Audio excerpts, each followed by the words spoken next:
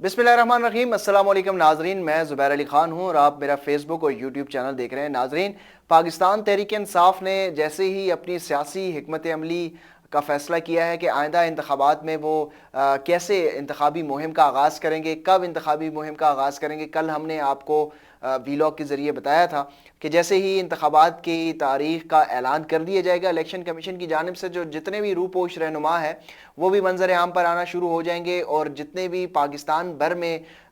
ज़िली तंजीमें हैं वो अपने वर्कर्स कन्वेंशन के इनेकाद का शेड्यूल जो है वो जारी कर देगी। इसलिए अब जो है वो जितने भी ज़िली अहदेदारान हैं, जो टिकट होल्डर्स हैं, उनको ये तैयारियों का टास्क दे दिया गया है कि वो अपनी तैयारियां जो हैं वर्कर्स कन्वेंशन के हवाले से शुरू कर दें और जैसे ही आला क़यादत की तरफ से अहकामात आएंगे तो वो अपने वर्कर्स कन्वेंशन का ऐलान कर देंगे। अब ये जैसे ही ये सारी सियासी हिकमत अमली तय हुई है तो दूसरी तरफ से पाकिस्तान तहरीक इंसाफ के ऊपर जो सख्तियाँ थी वो सख्तियों में एक बार फिर से इजाफा सामने आ रहा है और जो कि लग ऐसा रहा था कि शायद कुछ रहनुमा जो है प्रेस कॉन्फ्रेंसेस करने के बाद, पाकिस्तान तहरीक इंसाफ से लाताल्की का ऐलान करने के बाद अब ये सिलसिला जो है वो दबाव का कम हो गया होगा। लेकिन अब सूरत हाल उसी तरफ बढ़ रही है और इंटेंसिटी में एक बार फिर इजाफा होगा, क्योंकि इसका जो मकसद है वो यही है कि इमरान खान जो अडयाला जेल में इस वक्त मौजूद हैं उनके ऊपर ज़्यादा से ज़्यादा दबाव डाला जाए, क्योंकि इस वक्त जो इमरान खान का मौक़िफ़ है वो यही है कि आप जो मर्जी मुतालबात या शराइत जो है वो मेरे सामने रख लें। मेरा एक ही मुतालबा या शर्त है कि इंतखाबात करवाए जाएँ, वर्कर्स को रिहा किया जाए, 9 मई का जो टैग है वो उसको ख़त्म किया जाए। तो इस हवाले से कुछ इन्फॉर्मेशन जो है वो मज़ीद मिली है कि पाकिस्तान तहरीक इंसाफ के जो खैबर पख्तूनख्वा का जो विंग है जो जिसमें काफ़ी रहनुमा ऐसे हैं जो कि इलेक्टेबल्स हैं, उन इलेक्टेबल्स रहनुमाओं के ऊपर दबाव एक बार फिर बढ़ना शुरू हो गया है, क्योंकि इससे पहले पाकिस्तान तहरीक इंसाफ पार्लियामेंटेरियन परवेज़ खटिक की सरबराही में जो एक जमात बनी थी, उन्होंने मुख्तलिफ रहनुमाओं से राब्ते भी शुरू किए, मुख्तलिफ रहनुमाओं के ने उनके साथ ज्वाइनिंग भी दी और पाकिस्तान तहरीक इंसाफ के चंद अजला में अब उन्होंने कोई जलसे जुलूस भी किए जो कि ज़्यादा कामयाबी उनको नहीं मिली, लेकिन वो राब्ते ज़रूर कर रहे थे। लेकिन ज़ाहिर है चूँकि अब उनको अवामी पजीराई नहीं मिली खैबर पख्तूनख्वा में, तो मज़ीद लोग उनके साथ अब जुड़ने से कतरा रहे हैं। तो इस वक्त अब दोबारा से दूसरी तरफ से दबाव आना शुरू हो गया है, जहाँ से अक्सर दबाव जो है वो सियासी लोगों के ऊपर और सहाफ़ियों के ऊपर दबाव आया करता है। तो अब जो सियासी वफादारियाँ तब्दील करने वाले हैं वो अब दोबारा से दबाव डालना शुरू कर दिया है और अब इस वक्त खैबर पख्तूनख्वा में जो लोग हैं उनके ऊपर यह दबाव डाला जा रहा है कि आप परवेज़ खटक की जमात को ज्वाइन करें और परवेज़ खटक का साथ दें। तो इस वक्त जो पाकिस्तान तहरीक इंसाफ के अहम रहनुमा हैं, बड़े ज़िम्मेदार ज़राए इस वक्त ये बता रहे हैं कि जो सेक्रेटरी जनरल हैं पाकिस्तान तहरीक इंसाफ के, उमर अयूब, उनके ऊपर काफ़ी ज़्यादा दबाव है और उनके घर पे छापे भी मारे गए हैं, इस्लामाबाद की उनकी रिहाइश गाह पर भी छापे मारे गए हैं। इसके साथ साथ जो उनका आबाई हल्का है वहाँ पर भी उनके मुख्तलिफ रिहाइश गाह पर जो है वो छापे मारे गए हैं, लेकिन उनकी दबाव उनके ऊपर डाला जा रहा है और वो उन्होंने पाकिस्तान तहरीक इंसाफ की जो क़यादत है उनके साथ भी इसका तज़किरा हाल ही में किया है। एक तो ये दबाव पहले से चला आ रहा था, लेकिन अब ये रिसेंटली कुछ इसकी जो इंटेंसिटी है उसमें थोड़ा सा इजाफा हुआ है और इसलिए उन्होंने अब पाकिस्तान तहरीक इंसाफ की क़यादत को दोबारा ये कहा है कि उनके ऊपर काफ़ी ज़्यादा सख्तियाँ हैं, क्योंकि इस वक्त वो सेक्रेटरी जनरल हैं पार्टी के और उसके साथ साथ जो जितने भी पार्टी के इंतज़ामी अमूर हैं फ्रंट फुट पे आकर वही इस वक्त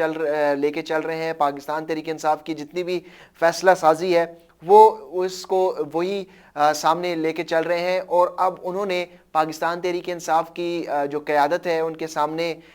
ये एक तरह से फरियाद भी रखी है और उनको एक दरख्वास्त भी दी है कि ये मेरे ऊपर जो है वो काफ़ी ज़्यादा दबाव है। तो कुछ दिनों के लिए आइंदा आने वाले दिनों में ये भी हो सकता है कि वो थोड़े से जो मेन स्ट्रीम पर सोशल मीडिया पर, मेन स्ट्रीम पे तो खैर वो पहले से ही उनको इतनी गुंजाइश नहीं मिल रही थी, लेकिन जो सोशल मीडिया है वहाँ पर जिस तरीके से पाकिस्तान तहरीक इंसाफ का वो बढ़ चढ़ कर सपोर्ट कर रहे थे, तो आने वाले दिनों में अगर वो इस हवाले से कुछ फैसला करते हैं तो ये आप लोगों ने फिर हैरान नहीं होना, क्योंकि इस हवाले से उनके ऊपर काफ़ी ज़्यादा दबाव ज़रूर है। मेरी अभी ज़ाती तौर पे उनसे तो बात नहीं हुई, लेकिन उनके जो मुख्तलिफ जो करीबी साथी हैं उनसे मेरी बात हुई है, वो ये कह रहे हैं कि उनके ऊपर दबाव ज़रूर है। इस हद तक कि आपकी बात दुरुस्त है, तस्दीक कर रहे हैं کہ